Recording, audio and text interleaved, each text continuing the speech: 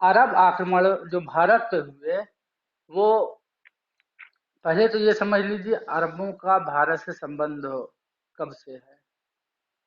अरब ताजीर, अरब व्यापारी दक्षिण के मालाबार तट से अपना व्यापार करते थे और प्रॉफिट मोहम्मद साहब सल्लल्लाहु अलैहि वसल्लम के बाद खिलाफत यानी खलीफा का शासन, जो उनके उत्तराधिकारी थे, उनके खलीफा के शासन में आपको दिखाई पड़ेगा कि बहुत लंबा एक क्षेत्र है जिन पर उन्होंने शासन किया। आप देखेंगे कि पूरा का पूरा यूरोप तो नहीं, यूरोप एशिया और इसके साथ ही अफ्रीका के कुछ क्षेत्रों पर उनका अधिकार हो गया। खलीफा प्रॉफिट मोहम्मद साहब के बाद जो पहले खलीफा इस्लामी जगत में हुए, उनका नाम है अबू बकर सिद्दीक। तो दूसरे खलीफा जो हुए उमर फारूक, तीसरे खलीफा जो हुए हजरत उस्मान हुए, चौथे खलीफा हजरत अली हुए।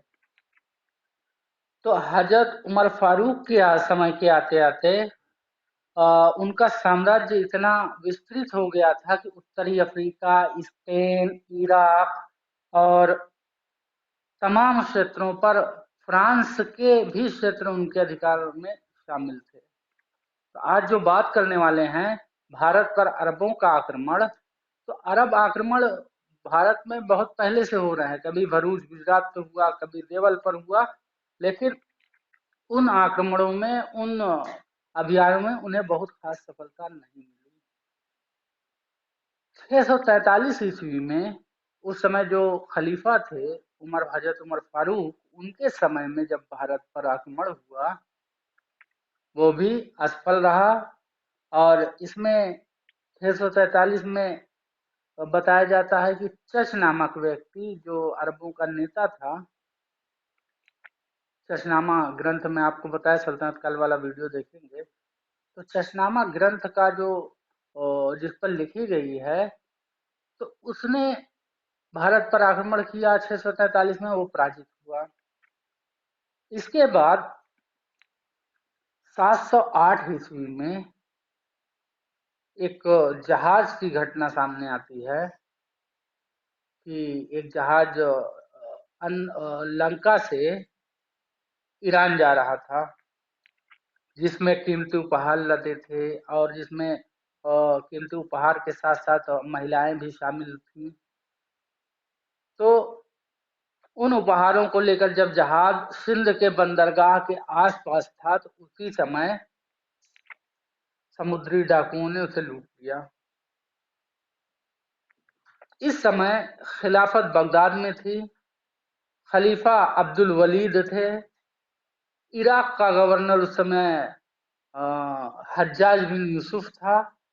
हज्जाज बिन यूसुफ के पास उसी जो कैदी थे जिन्हें लूट लिया गया था सिंध के डकैतों के द्वारा, उन्हीं में से कोई एक व्यक्ति निकला। बताया जाता है कि एक महिला निकली और वो गई राजा उस समय के जो इराक के गवर्नर थे हज्जाज बिन यूसुफ के यहाँ। तो हज्जाज बिन यूसुफ के यहाँ जब वो गई और अपना दास्तान पूरा बयान की कि ऐसा ऐसा सिंध में हुआ। लंका का जो राजा था उस समय हज्जाज बिन यूसुफ से उससे दोस्ती थी, मित्रता थी। लंका को सरांदीप भी कहा जाता है। तो हज्जाज बिन यूसुफ के पास जब वो औरत गई एक व्यक्ति को लेकर, तो उसने हाल दरियाफ्त किया कि क्या हाल है वहां के राजा का। तो उन्होंने कहा वहां के राजा सरांदीप यानी लंका का राजा आपके लिए बहुत तोहफे उपहार स्वरूप भेजा है। हज्जाज बिन यूसुफ बड़ा खुश हुआ, लेकिन जब उसको पता चला कि आपके आने की वजह क्या थी, बाकी उपहार कहाँ है, जब उसने पूछा, कहा कि सिंध में डकैतों ने लूट लिया और बहुत जुल्म और सितम किया हम लोगों पर। एक अन्य विचारधारा जो भारत में प्रचलित है वो ये है कि अरब जो आक्रमणकारी थे वो इस उद्देश्य से भारत पर आक्रमण करते थे कि धन की प्राप्ति हो, धन लूटने के लिए। लेकिन अभी मैं बताऊंगा आपको कि इसमें क्या वास्तविकता है। अरब आक्रमणकारी 643 के बाद लगभग 6 बार आक्रमण किया, लेकिन असफल रहे। उनके उद्देश्य अलग हो सकते हैं, लेकिन जो 708 ईस्वी में जहाज लूटा गया और उसके बाद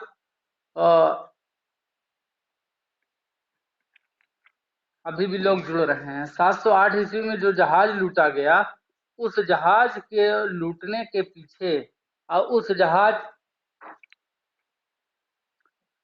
को प्राप्त करने के लिए एक खत लिखा हज्जाज बिन यूसुफ ने राजा दाहिर के पास। राजा दाहिर उस समय सिंध का शासक था, तो उसके पास हज्जाज बिन यूसुफ ने एक पत्र लिखा कि जो जहाज लूटे हैं उसे वापस कर दीजिए, तो उसे पकड़कर उन्हें दंड दीजिए, लुटेरों को।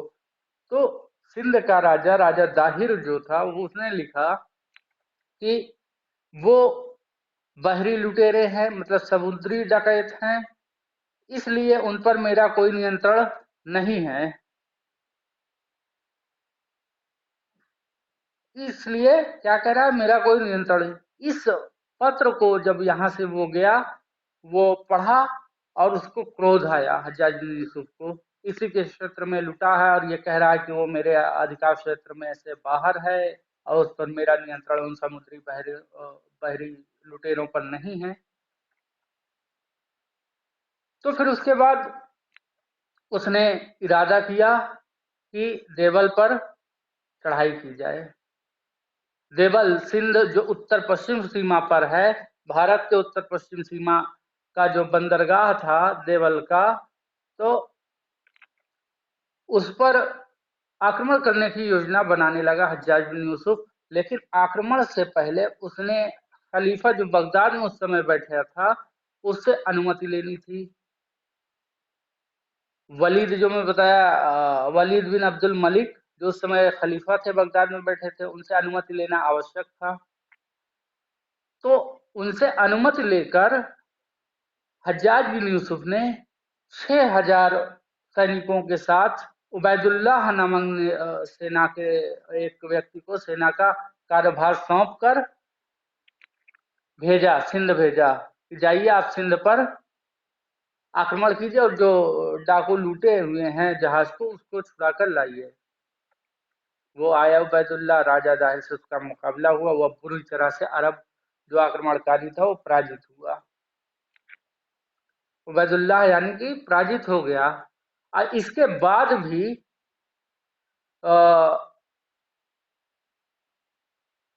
बगदाद के इराक का गवर्नर हज्जाज बिन यूसुफ ने दोबारा भेजा बदील के नेतृत्व में।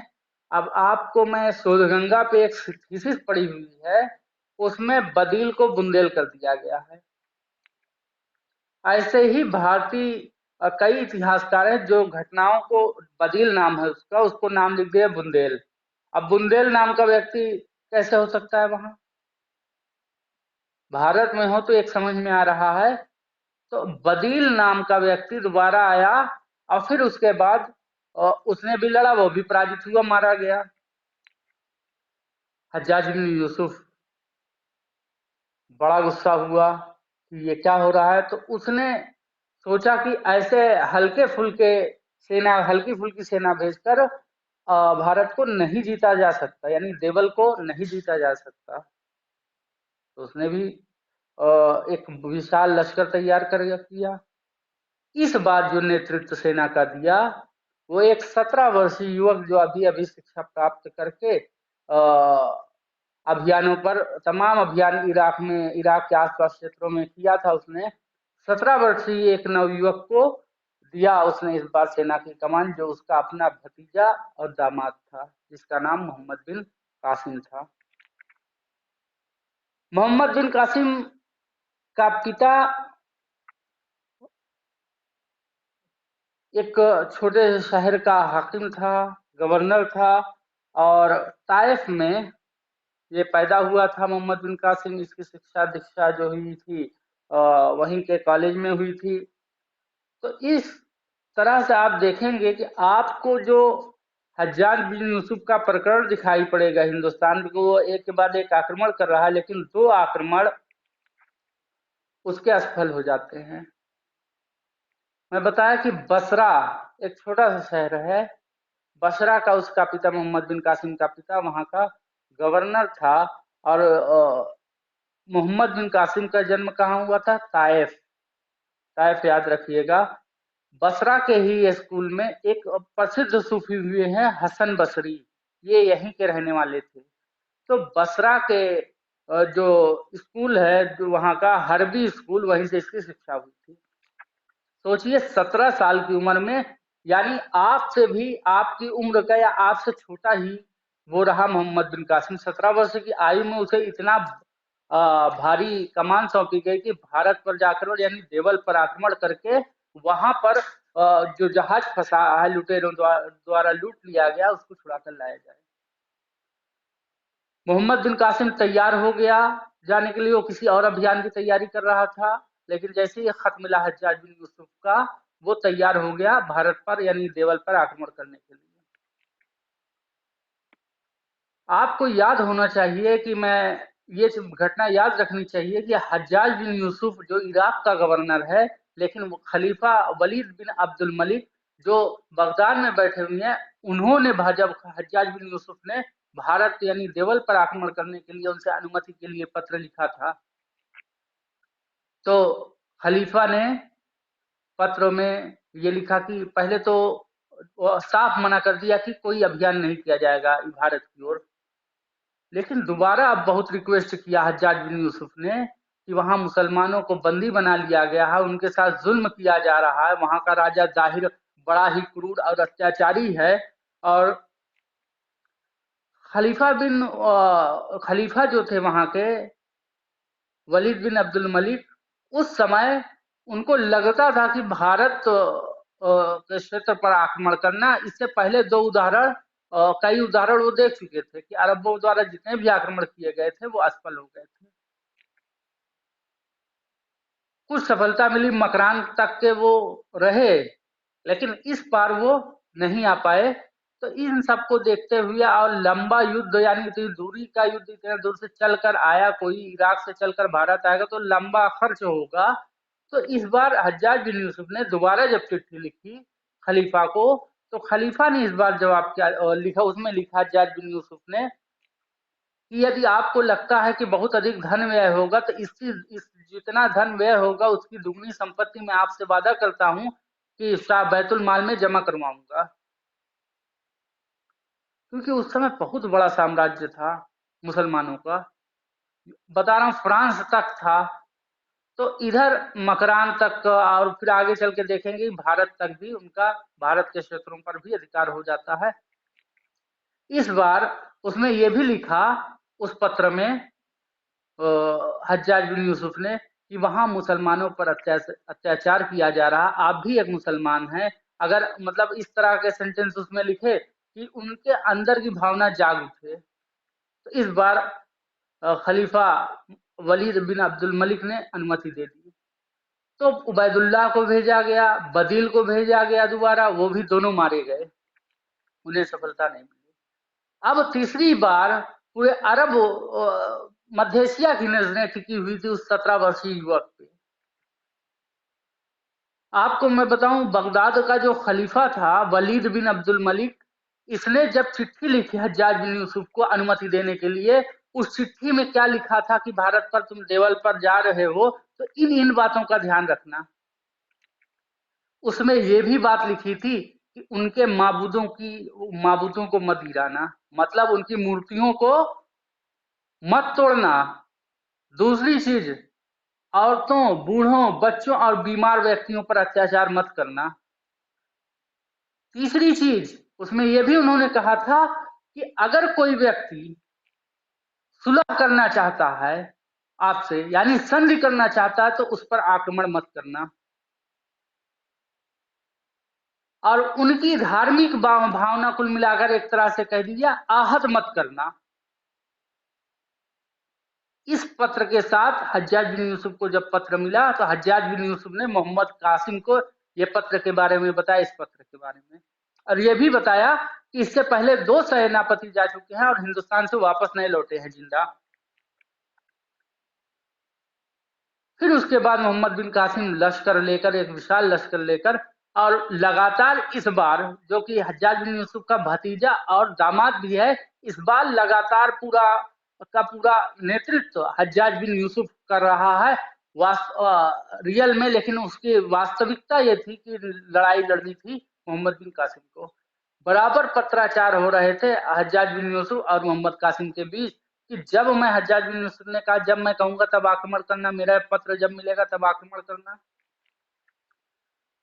अगर कोई सुलह करना चाहता है, कोई संधि करना चाहता है, तो उससे सुलह करना और संधि करना। देखिए, आपको लग रहा होगा कि मैं इतिहास जो आपके पास किताब है उससे हट कर बता रहा हूं। आपको शायद ये पता होना चाहिए, क्योंकि मेरा बैकग्राउंड रहा है उर्दू, पर्शियन और अरबी, तो उस सब्जेक्ट को भी मैं पढ़ के अच्छे से समझ सकता हूँ। तो जब आप हिंदी की किताबें पढ़ेंगे या केवल इंग्लिश की किताबें पढ़ेंगे, तो आपको एक तरफा इतिहास, हिंदी वाला अगर कोई है तो हिंदी की तरह लिखेगा, अगर इंग्लिश में है तो इंग्लिश वाला इंग्लिश की तरह लिखेगा।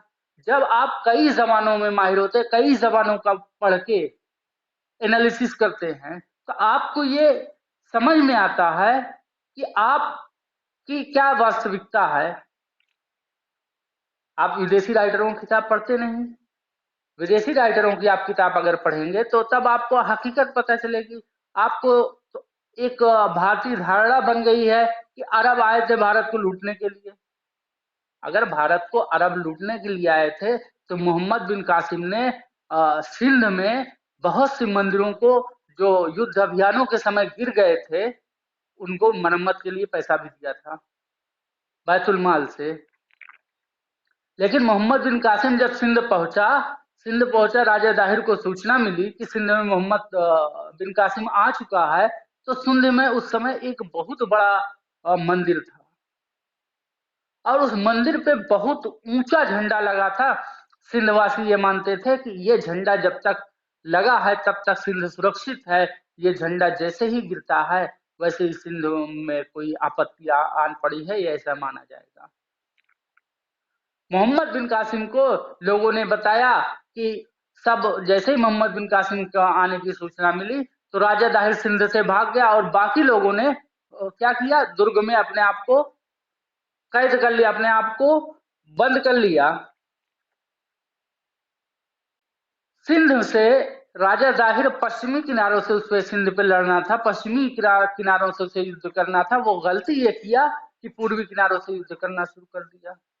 और दूसरी बात, राजा दाहिर ने वहां से भागकर एक दूसरी अपनी जान बचाने के लिए वहां से भाग निकला सिंध से, और सिंध पर देखा वो मंजनीक लाया था, तोप का पूर्ववर्ती रूप मंजनीक, एक उरूस नाम का उसके पास मंजनीक था। मंजनीक जो पत्थर बड़े बड़े फेंकते थे, मंजनीक लेकर आया। मंजनीक से उसका नाम उरूस था, उरूस नामक मंजनीक से, जिसको 500 आदमी मिलकर उसको क्या करते थे, हर उसको हरकत करते थे, हरकत कराते थे, यानी वो चलता था 500 आदमियों को मिलाने के बाद। तो इस प्रकार से हम देखते हैं कि उस उरूस से उसने एक गोला जब दागा, वो यानी कि एक बड़ा पत्थर दागा कि जाकर उसी जो झंडा लगा था, झंडे के नीचे गुंबद पर लगा और गुंबद के साथ झंडा भी धराशायी हो गया। जब धराशायी हो गया तो उसके बाद आप देखेंगे कि उसका गुंबद गिर गया। ये आप कह सकते हैं कि मोहम्मद बिन कासिम आए, सिंध के मंदिर को तोड़ा। तो वो युद्ध अभियान के अंतर्गत, क्योंकि कोई युद्ध के लिए आ ही नहीं रहा था, सेना कई दिन तक पड़ी रही मोहम्मद बिन कासिम की। लगभग 4 वर्ष वो भारत में अपने बिताए, कुल मिलाकर एक तरह से देख लिए मोटे तौर पर 3 से 4 वर्ष। तो युद्ध के लिए जब झंडा गिरा देखा पाया तो किले से निकलकर जितने भी वहां थे, वहां के सुरक्षाकर्मी सब निकलकर मोहम्मद बिन कासिम से पर आक्रमण कर दिए, युद्ध लड़ना शुरू कर दिया। समझ लिए कि अब विपत्ति आ गई है, अब लड़कर लड़कर मरे या वैसे ही मरे, तो लड़ना उन्होंने मुनासिब समझा और लड़े, और परिणाम स्वरूप सिंध मोहम्मद बिन कासिम के हाथों में आ गया। जब सिंध मोहम्मद बिन कासिम के हाथ में आ गया, सिंध का राजा दाहिर अपने भतीजा के साथ सुरक्षा करने की कोशिश की, लेकिन वो पराजित होकर वहां से फरार हो गया। आपको पता होना चाहिए कि सिंध पर अधिकार करने के बाद राजा दाहिर का एक पत्र मोहम्मद बिन कासिम को मिला। उस पत्र में क्या लिखा था? साफ साफ शब्दों में लिखा था कि तुमसे पहले बदील नाम का व्यक्ति आया, उसका क्या हश्र हुआ तुमने देखा, और तुम्हारे जैसे अनेक अरब आक्रमणकारी आए, सबको हमने मार भगाया, यहां से जीवित बचकर नहीं गए कोई, इसलिए तुम भी वापस लौट जाओ। मोहम्मद बिन कासिम खत को पढ़ा और मतलब पढ़वाए। उस समय तो भारत में जो जबान चलती थी उसके लिए ट्रांसलेटर लेकर लोग चलते थे। तो मोहम्मद बिन कासिम खत को पढ़ा और उसने कहा कि राजा दाहिर ने यह भी बात लिखी थी, तुम सिंध एक कस्बा है, एक छोटा सा कस्बा है, उसको जीत कर तुम ये मान रहे हो कि हमें भारत जीत गया। लेकिन मोहम्मद बिन कासिम ने पढ़ा और वो हिम्मत नहीं आ रहा, लगातार संपर्क में था इसके अपने चाचा और अपने ससुर के।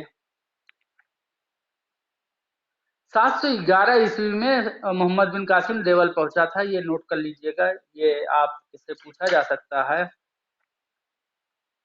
इसके बाद हम लोग देखते हैं नेउन विजय।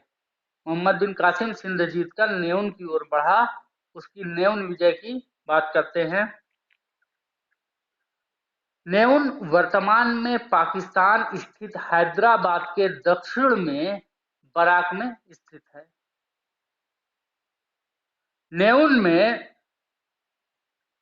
देवल के बाद, देवल पर जब अधिकार हो गया, तो सिंध कह रहा हूं बार बार की, मतलब देवल पर, वो देवल 711 ईस्वी में पहुंचा था, देवल पर उसका अधिकार हुआ। देवल एक छोटा सा कस्बा का बताया राजा दाहिर ने।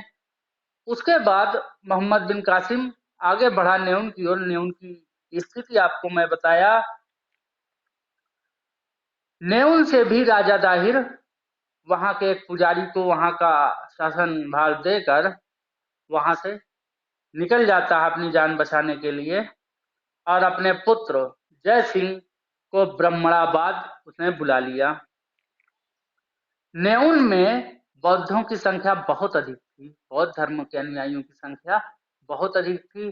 कहा जाता है कि नेउन में बौद्धों ने मोहम्मद बिन कासिम की सहायता की थी।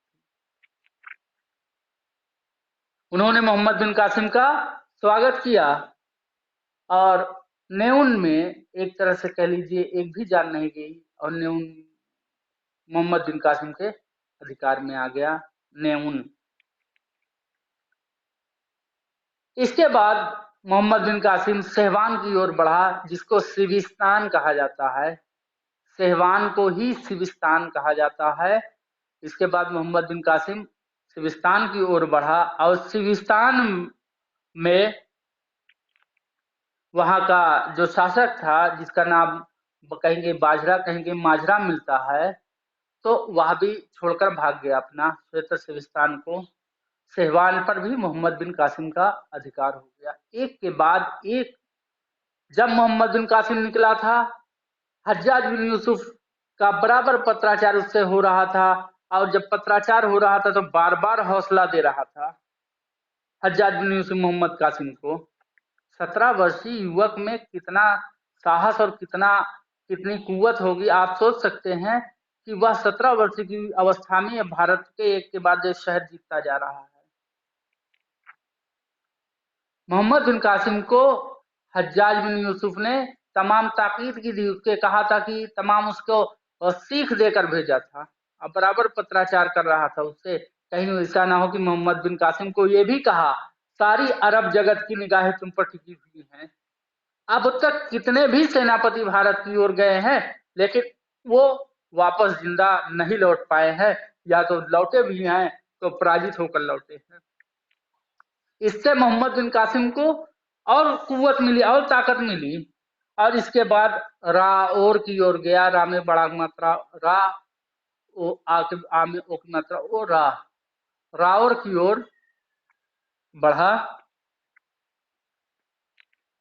राओर में राजा दाहिर का सामना हुआ मोहम्मद बिन कासिम से। दोनों सेनाओं में घमासान युद्ध हुआ और राओर के युद्ध में ही राजा दाहिर मारा गया था। ये आपको याद रखना है, किस युद्ध में राजा दाहिर जो सिंध का शासक था वो मारा गया था, तो राओर के युद्ध में मारा गया था। राओर का दुर्ग जो था, राजा दाहिर का पुत्र जय सिंह जो था, उसने राओर के दुर्ग को अपनी मां के हवाले करके राजा दाहिर वहां से ब्रह्मणाबाद चला जाता है। ब्रह्मणाबाद जाता है और दुर्ग की रक्षा आप समझे, एक स्त्री यानी कि विधवा राजा की कर रही है दुर्ग की रक्षा, लेकिन वो असफल होती है और विधवा पत्नी बाद में जो है आत्महत्या कर लेती है। तो आत्महत्या कर लेती है। इसके बाद कासिम का राओर पर भी अधिकार हो जाता है। देखिए, एक के बाद एक शहर वो जीतता जा रहा है मोहम्मद बिन कासिम। अब अगला टारगेट उसका जो बच रहा है वो ब्रह्मणाबाद में जय सिंह बच रहा है। राजा दाहिर मारा जा चुका है। ब्रह्मणाबाद में जो उसका पुत्र गया हुआ है यानी जय सिंह, वो जब मोहम्मद बिन कासिम ब्रह्मणाबाद पहुंचा तो उसने बड़ी बहादुरी से मोहम्मद बिन कासिम का सामना किया, लेकिन नगर वासियों ने गद्दारी की। किससे? जय सिंह से। अब कोई आदमी गद्दारी तभी करेगा जब उससे कोई ना कोई बात से उसकी नाराजगी होगी। यही बात आप देखिए कि राजा दाहिर के समय में, राजा दाहिर के बारे में कहा जाता है वो सिंध के आसपास के क्षेत्रों को अपने अधिकार में कर रखा था। वहां के जो आसपास के छोटे छोटे क्षेत्र थे, उन क्षेत्रों के जो राजा थे उनको वो अपने अधिकार में मानता था, डर कर उससे किसी को जबरदस्ती किसी के राज्य पर अधिकार किया, किसी को डरा कर अपने अधीन रखा, उससे टैक्स वसूला। तो बहुत से लोग राजा दाहिर से नाराज थे। तो आप बता रहा हूं मैं आपको कि ब्रह्मणाबाद में जब वो आक्रमण किया मोहम्मद बिन कासिम ने, तो ब्रह्मणाबाद के नगरवासियों ने उसकी सहायता की। इससे पहले आप देख रहे हैं कि बौद्धों ने सहायता की। इससे पहले आप देख रहे हैं कि एक के बाद एक लोग मोहम्मद बिन कासिम का साथ दे रहे हैं। एक राजा सुंदर दास का वर्णन मिलता है। सुंदर दास ने बाकायदा एक पत्र लिखा था हज्जाज बिन यूसुफ को कि हमें अमान चाहिए, हमें संधि चाहिए, हम युद्ध नहीं करना चाहते।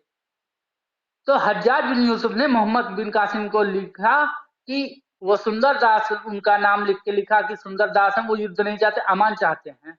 तो मोहम्मद बिन कासिम के पास जब वो पहुंचा सुंदर दास, तो उसने मोहम्मद बिन कासिम ने उससे कहा तुमने हज्जाज बिन यूसुफ से अमान मांगी है, संधि मांगी है, तो अमान में हम अमान को अमान की तरह मानते हैं, हम आप पे आक्रमण नहीं करते, नहीं करेंगे। मोहम्मद बिन कासिम ने उस पर आक्रमण नहीं किया, लेकिन सारे अभियानों में जितना हो सका है उसने मदद करने की कोशिश की है सुंदरदास ने। आप सोचिए, कोई आदमी अरब से चलकर आ रहा है हिंदुस्तान, भारत की आबादी उस समय लाखों में रही होगी, और वो अपने कुछ चंद सैनिकों को ले, कुछ हजार सैनिकों को लेकर आ रहा है और जीत कर चला जा रहा है। ये क्या कारण है? स्थानीय भारत में स्थानीय राजा के शोषण से। आप देखेंगे मोहम्मद गोरी ने भारत पर आक्रमण किया, उसके बाद बाबर को आक्रमण करने के लिए भारतीयों ने आमंत्रित किया। तैमूर को आप देखेंगे आक्रमणकारी, और उसके बाद देखेंगे नादिर शाह जब भारत पर आक्रमण किया तो उसको भी बुलाया गया था। आप देखेंगे कि ऐसे ऐसे करके अनेक बार जब भारत पर आक्रमण हुए तो भारतीय भी उसमें शामिल थे। अब आप चाहे तो सुंदरदास को पहला आप कह लीजिए कि देशद्रोही था, उसने देश के साथ दगा की, लेकिन आप याद रखिएगा उस समय कोई देश का कॉन्सेप्ट नहीं था। उस समय सिंध का एक प्रांत था, उसके आसपास के क्षेत्र को अपने अधीन रखकर उनसे मनमाना टैक्स वसूलता था राजा दाहिर। और राजा दाहिर के बारे में ये कहा जाए तो वो बहुत वीर, बहुत साहसी शासक था। कई बार अरबों के मुकाबले को उसने अरबों से जब उसका मुकाबला हुआ उन्हें पराजित किया। तो जो शक्तिशाली शासक होता है वो राज्य के अंदर राज्य नहीं रहने देता। मतलब अगर वो राजा है तो उसके आसपास से जो छोटे मोटे सरदार हैं, शासक हैं, उनको अपनी प्रजा मानता है वो। यही बात राजा दाहिर पर भी लागू होती है। राजा दाहिर के मरने के बाद आप देख रहे हैं कि ब्रह्मणाबाद पर आक्रमण कर रहा है। ब्रह्मणाबाद से ही विश्वासघात किया लोगों ने ब्रह्मणाबाद में, और राजा दाहिर का यानी कि उस समय जय सिंह के हाथों में था, वो कोष मोहम्मद बिन कासिम के हाथ में पड़ जाता है। मोहम्मद बिन कासिम को हज्जाज बिन यूसुफ ने यह भी बताकर भेजा था कि मैं वादा खलीफा से किया हूं कि जितना नुकसान होगा, जितना पैसा लगेगा, उसका दुगना मैं बैतुल माल में जमा कराऊंगा। तो एक जहाज का मसला उठकर कितना बड़ा मसला बन गया। एक जहाज लूटने की घटना ने कितनी बड़ी समस्या पैदा कर दी। तो ब्रह्मणाबाद में पर भी मोहम्मद बिन कासिम का अधिकार हो जाता है और नगर वासियों ने गद्दारी की। यहीं पर मोहम्मद बिन कासिम ने जो है राजा दाहिर की दूसरी पत्नी जो थी, लाड़ी जिसका नाम था, और उसके दो पुत्रियों, नाम आप चाहे तो नोट कर सकते हैं। एक का नाम सूर्य देवी है, सूर्य देवी यानी सूरज वाला सूर्य देवी, और दूसरे का नाम है परमल देवी। सूर्य देवी और परमल देवी और लाड़ी को यहीं से गिरफ्तार करता है।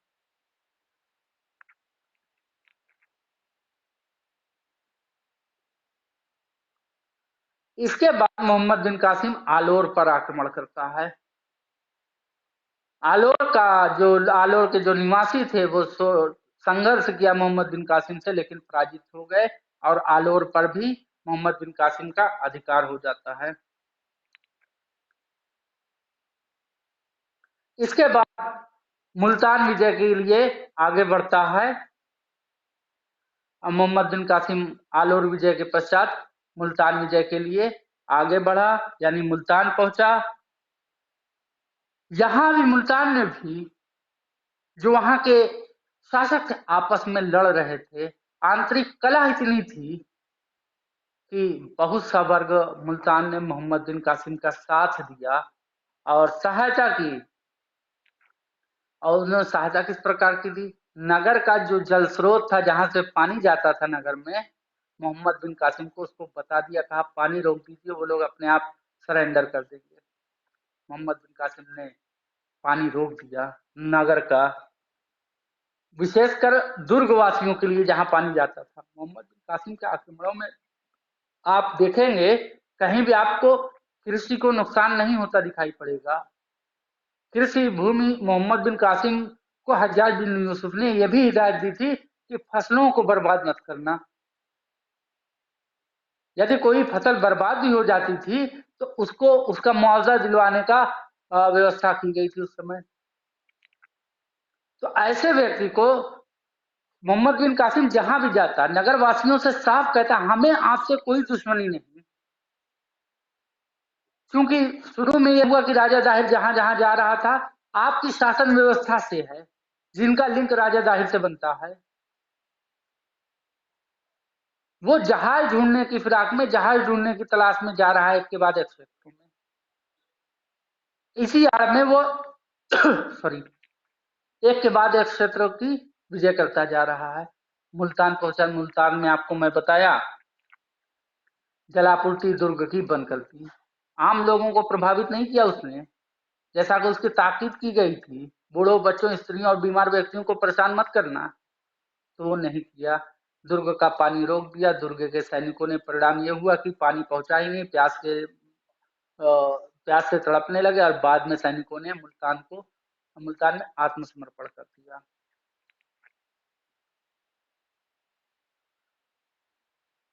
इसके बाद मुल्तान पर जब अधिकार प्राप्त हो गया, मुल्तान से इतनी संपत्ति मोहम्मद बिन कासिम को मिली कि मुल्तान का नाम उसने स्वर्ण नगर रखा।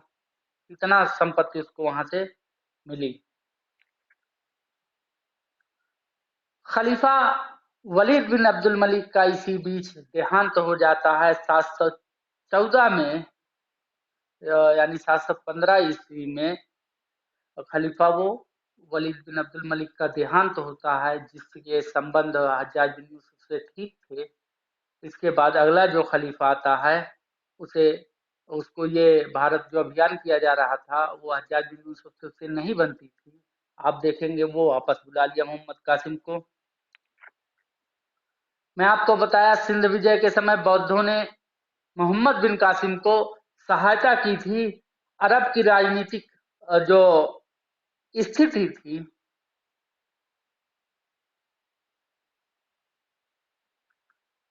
राजा दाहिर का पुत्र जो ब्रह्मणाबाद से किसी तरह से बच बचा गया था, उसको आप देखेंगे बाद में मोहम्मद बिन कासिम ने सिंध को 7 भागों में बांटा। जुनैद नाम का व्यक्ति वहां अपॉइंट किया सिंध का क्षेत्र देख रेख के लिए।